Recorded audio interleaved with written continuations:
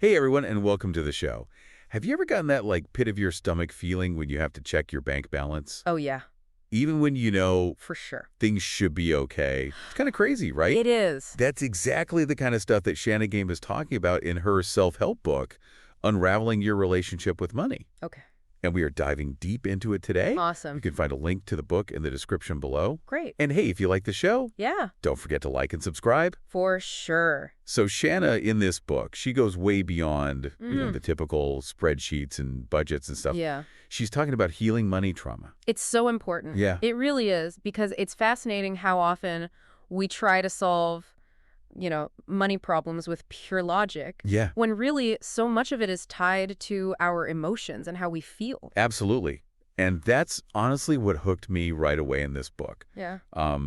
Shannah's opening analogy is literally a terrifying roller coaster ride. Oh, wow. And I think she nailed it because it really captures that out-of-control feeling Yeah, that money can give us. for sure.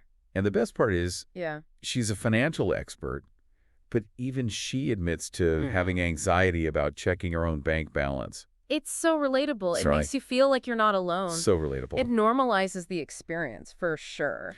Totally, and I think it also shows us that you can't always tell Yes. how someone's doing financially just by looking at them. Absolutely not. Shannah uses this example of this couple, Jim and Sarah, Okay. who on the surface look like they have everything. Yeah. They have this big house, they go on fancy vacations, Right. but behind the scenes, they're actually drowning in debt, and they're really unhappy. Wow. Yeah, and it turns out they were basically just spending money to project this image of success Interesting. instead of actually enjoying their lives. It goes back to that idea that money is a feeling, not just a number. Yes. It's tied to our emotions, our self-worth, and, often Yeah. baggage that we inherit from our family. Okay, let's talk about that inherited money trauma. Yes, let's unpack that. Because I think it's heavier than we realize. Absolutely. It is. Shannah actually shares this really powerful story Okay. about her grandmother, who was a very successful businesswoman, Wow.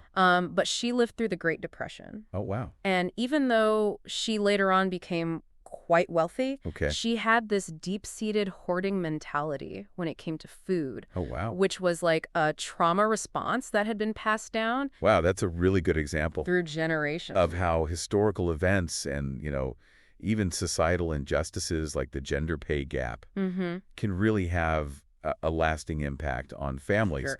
and shape their beliefs about money in ways they might not even realize. Exactly. And these money stories, as Shannah calls them, are often unconscious. Right? We might be making financial decisions based on, fears and anxieties that have Yeah. been passed down to us. Okay, so then how do we even start to uncover these hidden money patterns? Well, Shannah has a few tricks up her sleeve, but I think Okay. first we need to tackle some of those common money myths that we've all absorbed. Oh, yeah, let's do it. Like wealth equals a high income, Mm-hmm. or achieving your goals is all about saving money, Yeah, or even that credit cards are evil. there's so many myths out there. So many. I'm ready to bust them. I am too. Let's start with that first one. Okay. Wealth and income. Yeah, Just because someone makes a lot of money right. doesn't necessarily mean they're managing it well. Absolutely not. And we all know people who Yeah. spend every penny they make. Totally. It's not just about how much you earn, it's about what you do with it. Exactly. And then there's that myth about achieving your goals just through saving. Mm-hmm. It's important, but I think it's just as much about how Yeah. you spend your money intentionally and mindfully. Absolutely. You could be saving every single penny, but still not living a life that feels rich and fulfilling. So true. Right. And while we're at it, let's talk about credit cards. Okay. I feel like there's this myth that they're always bad, Yes, the evil credit card. but I mean, they can be dangerous if you're not using them responsibly. Right. But if you use them wisely and you're paying off the balance every month, Yes. you can actually get rewards and build your credit score. Absolutely. So it's all about understanding your spending habits Yes. and making sure you're using them strategically. Being intentional, Yes. not impulsively. Okay, speaking of impulsivity, Okay. Shannah shares all these anonymous money secrets Yes. that listeners of her podcast have sent in. I love those. And they're so relatable. They are. Like, one person was saying they buy tons of sportswear Oh, wow. after they've had an argument. Really? Almost like they're trying to outrun the negative feelings Interesting. with new workout gear. That's fascinating. Yeah, and then another person said they're terrified of investing, Okay. even though they know it could really help them reach their financial goals. Yeah, fear can be so paralyzing Right. when it comes to money. And then there's this one person who was hiding expensive purchases from their partner, Oh, no. which, creates that secrecy and tension in the relationship. Yeah, for sure. But I think these are just a few examples Right. of how much deeper beliefs and emotions Absolutely. to really manifest in our actions. Right. And it's not always about overspending either. Some Mhm. people really struggle with the opposite, like a fear of spending money at all, Yeah. even on things that would bring them joy. Shannah talked about this client, Heidi, who had all this savings, Mhm. but she was so afraid to spend any of it. Wow. Like she was trapped in a scarcity mindset. Yeah. Like money is something to be hoarded, Right. not enjoy. And that could be just as damaging Absolutely. or overspending. Yes. Because it prevents you from actually enjoying the benefits that money can provide. Yeah. So it sounds like it's all about finding that balance. Yes. Like being responsible, but also allowing yourself to experience the good things in life. Exactly. So how do we actually start breaking free from these unhelpful patterns? Well, Shannah offers several different strategies. One that we talked about earlier is the 24-hour spending rule. Right, that pause button. Exactly. It's so genius. It gives you that space to step back and really assess, like, do I need this or do I just want this? It's like giving your rational brain a chance to catch up. Exactly. And then what about the money manifesto? Yes. The Money Manifesto is a great tool. Yeah. Think of it as your own personal declaration about your values, your intentions, and how you want to use money to create a fulfilling life. Like a compass for your financial decisions. Exactly. Okay, so we're breaking down myths, we're uncovering money patterns. Yes. We're writing our money manifestos. Word it. But what about budgeting? I know that word makes a lot of people cringe. It makes me want to hide. Shannah gets it. Yeah. That's why she ditched the dreaded budget in Okay. favor of what she calls the money happiness number I like that. and the mindful money spending plan. Okay. So instead of focusing on restriction and deprivation, Right. it's about identifying the amount of money you need Yeah. to live a joyful and fulfilling life without constantly stressing about your finances. I'm on board with that. Right. So tell me more about this money happiness number. It's about shifting our mindset from just surviving to thriving. Love it. And instead of feeling limited by a budget, we're creating a plan that actually encourages intentionality and awareness. So how does that look in practice?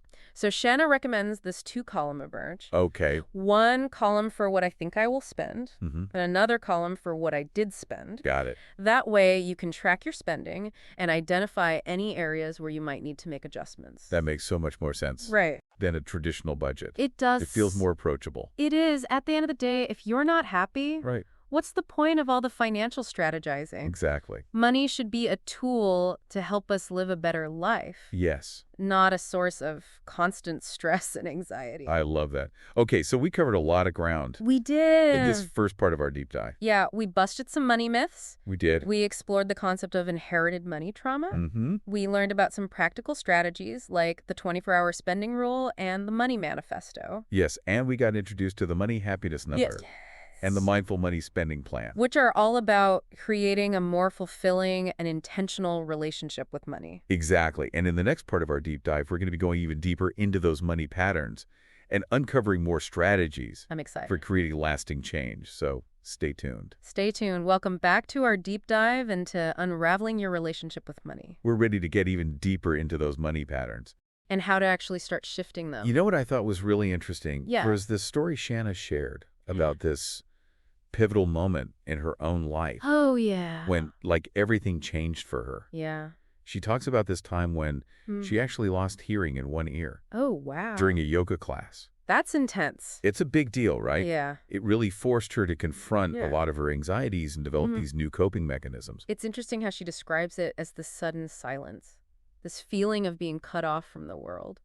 Which I think makes me think about how we can sometimes feel disconnected from our finances too. Yes. Like we're not really in control. That feeling of overwhelm, Yeah. of things spiraling. Exactly. But her story shows that even in those moments, we can actually choose Right. to reevaluate, to focus on what really matters, and create a new normal for ourselves. And she realized that those old patterns and anxieties weren't serving her anymore. So she started challenging them, building new habits, and a more mindful approach to money. It's so inspiring to see how she turned a really challenging experience into this opportunity for growth. It reminds us that change is possible, Yeah. even when things feel really tough. Okay, so let's go back to those anonymous money secrets that Shannah was talking about. Yeah, they love those. That she collected from her podcast listeners. Because I think we all have them, right? We do. Those little financial behaviors that we might be hiding or feeling ashamed of. And it's so powerful to realize that we're not alone in those struggles. Totally. So one listener shared about their habit of buying a ton of sportswear after arguments. Oh, yeah. Almost like trying to outrun those negative feelings. Interesting. So they were trying to buy their way out of the conflict. Yeah, it seems like it. Interesting. Another one said that they're terrified of investing. Yeah. Even though they know it could really help them reach their financial goals. It's interesting how fear can be so paralyzing. It can. When it comes to money. And then another listener confessed to hiding expensive purchases from their partner. Creating that secrecy and tension in the relationship. Exactly. And I think those are just a few examples of how our deeper beliefs and emotions can really manifest in our actions. Absolutely. And it's not always about overspending either. Yeah, that's a good point. Some people actually struggle with the opposite, like a fear of spending money at all. Even on things that would bring them joy. Shannah actually talked about this client named Heidi. Who had tons of savings, but she was afraid to spend any of it. Wow. So it's almost like she was trapped in a scarcity mindset. Yeah. Believing that money was something to be hoarded, not used to create a good life. Exactly. And I think that can be just as damaging as overspending. Absolutely. Because it prevents you from actually enjoying the benefits that money can provide. Yes. It's all about finding that balance. Right. Being responsible, but also allowing yourself to experience the good things. Okay, so how do we actually start breaking free from these unhelpful patterns? Well, Shannah offers a lot of different strategies, and we've talked about some of them already, like the 24-hour spending rule. That pause button. Exactly, that pause button. Love it. That gives you that space to step back and really assess, do I need this or do I just want this? It's like giving your rational brain a chance to catch up. Exactly. And then there's the money manifesto. Yeah. Which can be a really powerful tool. Totally. It helps align your actions with your values. Yeah, like having a compass to guide your financial decisions. Exactly. And of course, we talked about the money happiness number and the mindful money spending plan. Which is such a great alternative to that restrictive traditional budget. Right. Instead of focusing on deprivation and restriction. Yeah. It's about intention and awareness. Exactly. And using that two-column approach, tracking both your projected and actual spending to help keep yourself honest. Okay, so now I want to talk about something that I think can be a real sticking point for people. Yeah.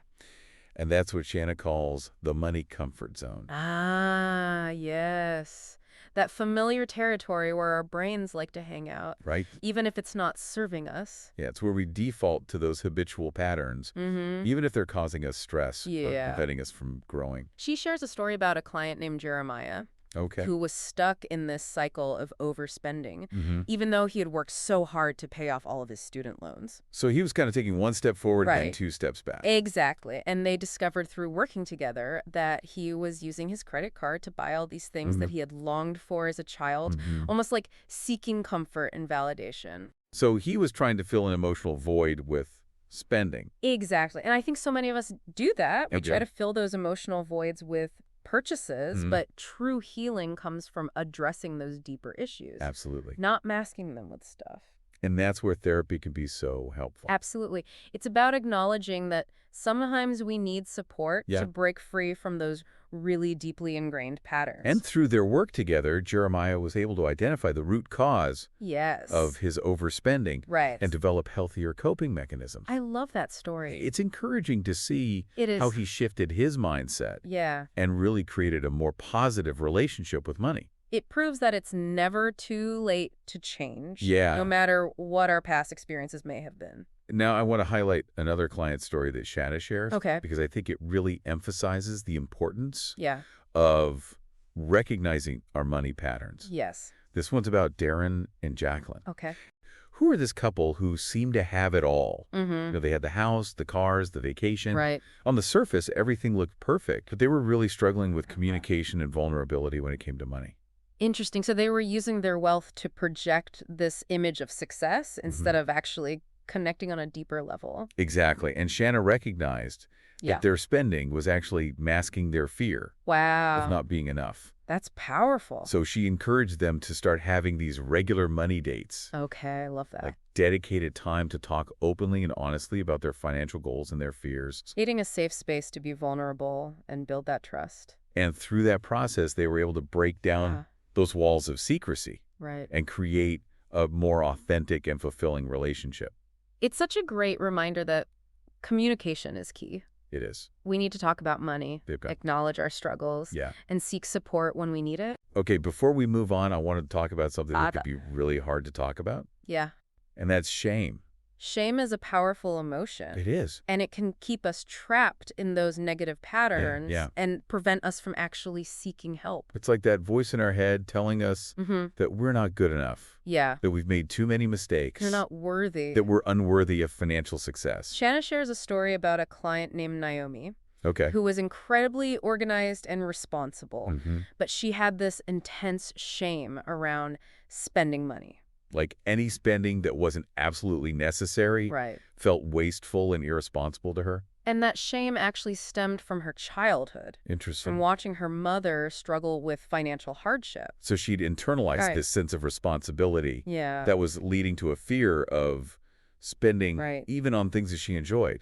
It's so common to carry the weight of past financial struggle. It is. You know, it can create this guilt and unworthiness around spending. Yeah.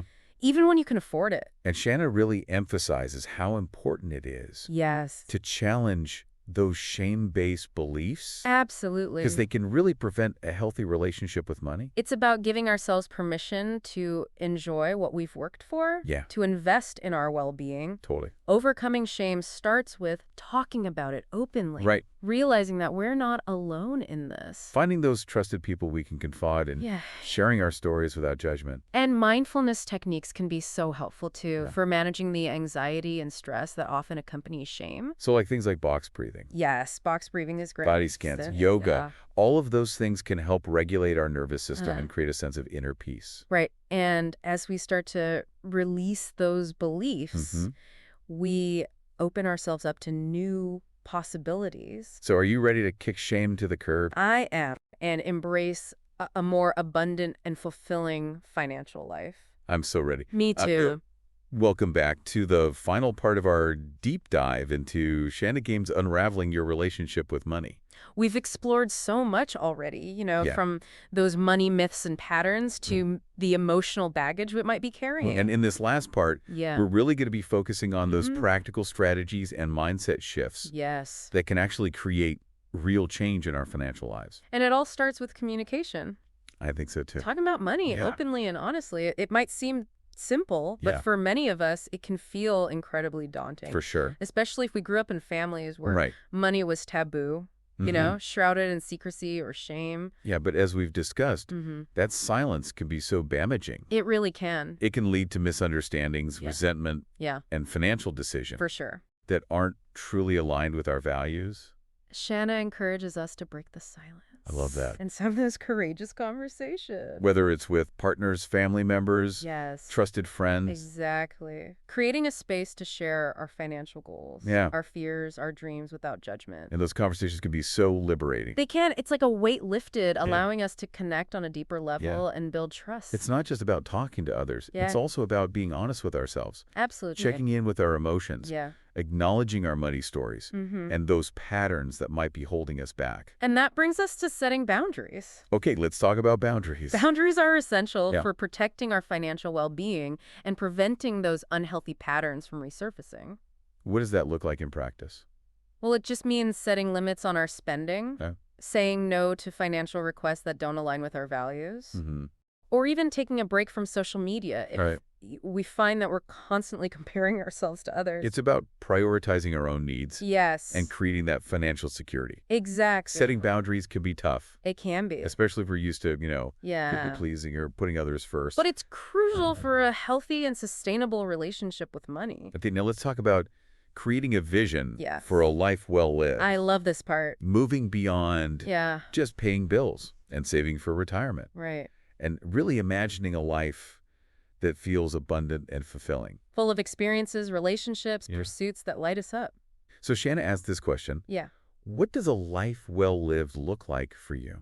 I love that question. What are your passions? What brings you joy? How do you want to spend your time and energy? And once you have that vision, you can start aligning your financial decisions with those aspirations. So it's about using money as a tool. To create the life you desire. Not letting it control you. And I want to circle back to self-compassion. especially when it comes to money mistakes. Because we all make them. We do. It's inevitable. Almost perfect. Right. We're all going to have financial slip-ups. But instead of beating ourselves up, Shannah really encourages us to approach those mistakes with kindness. With grace. Yeah. To view them as opportunities for learning and growth. I love that. It's about recognizing that financial well-being is a journey, not a destination. And she offers some great tips for cultivating self-compassion. Like what?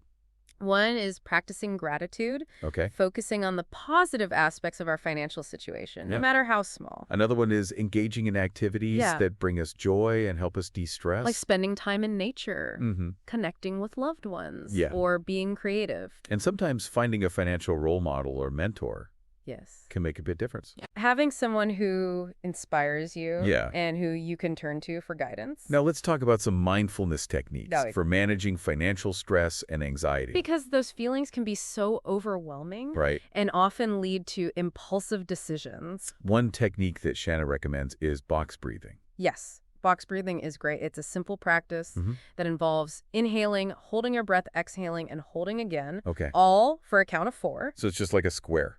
Yeah, exactly. It calms the nervous system, reduces stress, and brings your focus back to the present moment. And then what about the body scan? The body scan is great, too. It's all about bringing your attention to each part of your body and noticing any sensations or tension. To become aware of how that stress is manifesting physically. Yes, exactly. And it allows you to release it. And of course, Shannah also recommends yoga. Yes. Because it combines physical movement with mindfulness. And certain poses, like child's pose, legs up the wall pose, corpse pose, can be really effective for reducing stress. And then the last technique is the daily money check-in. Oh, yes. This is a good one. What does that involve? It's just a dedicated time to reflect on your financial goals, your intentions, and your emotions. So it could involve journaling, meditation. Or just taking a few moments to connect with your financial aspirations. Shannah also has this whole list of additional resources in her book. She does. Including podcasts and other books. So we'll include those links in the show description. Awesome. Okay, so as we wrap up this deep dive, we want to leave you with a final thought. Your relationship with money is a journey, not a destination. It's a lifelong process of learning, growing, and evolving. And it's through that journey that we discover our true potential for financial well-being, abundance, and fulfillment. So embrace the journey. Be kind to yourself. And remember that you have the power to create the financial life you desire. Thanks for joining us on this deep dive into unraveling your relationship with money. Don't forget to share your favorite takeaway from the episode in the comments below. And if you enjoyed the show, please like, subscribe, and share it with your friends. We'll see you next time. See you next time.